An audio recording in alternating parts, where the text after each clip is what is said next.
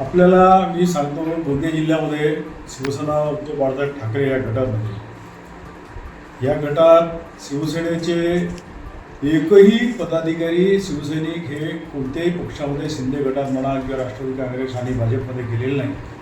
फक्त एक पदाधिकारी तो गेला आणि त्याच्यामध्ये त्याच्या मागे कोणता व्याप नव्हता. आणि अशाच प्रकारे जे लोक कोणी कदाचित गेले असतील, काही भाजपचे काँग्रेसचे आणि राष्ट्रवादी शरदचंद्र पवार गटाचे लोक गेले, ते लोक एक व्यावसायिक दृष्टिकोनातून जातात.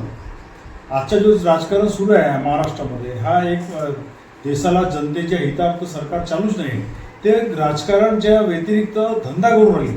हा धंदापोटी असा व्यवसायमय राजकारण या महाराष्ट्रात सुरू आहे. त्यामुळे ते लोक आपल्या पोटापाणीसाठी आणि व्यवसाय करण्यासाठी ते लोक त्या ठिकाणी चालतात.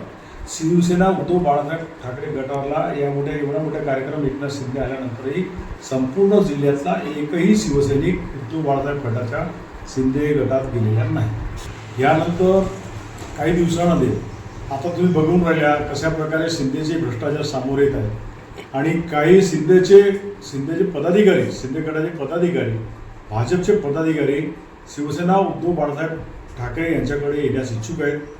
गेल्या 1-2 महिन्यामध्ये आपल्या इकडे जेव्हा निवडणुका लागतील नगरपंचायतीच्या, नगर परिषदेच्या, त्यावेळेस आपल्याला कळेल का कशा प्रकारे अजून लोक गौविस्फोट या ठिकाणी आम्ही पण करणार आहोत. या जिल्ह्यामध्ये शिंदे गटाचे, राष्ट्रवादी काँग्रेस, अजित गटाचे आणि भारतीय जनता पक्षाचे काही लोक या ठिकाणी शिवसेना उद्धव बाळासाहेब ठाकरे गटात प्रवेश करणार आहेत.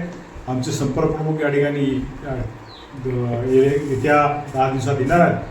शिवजयंतीनिमित्त 17 तारखेला जे आयोजित कार्यक्रम आहेत त्यामध्ये हे घटना घडेल.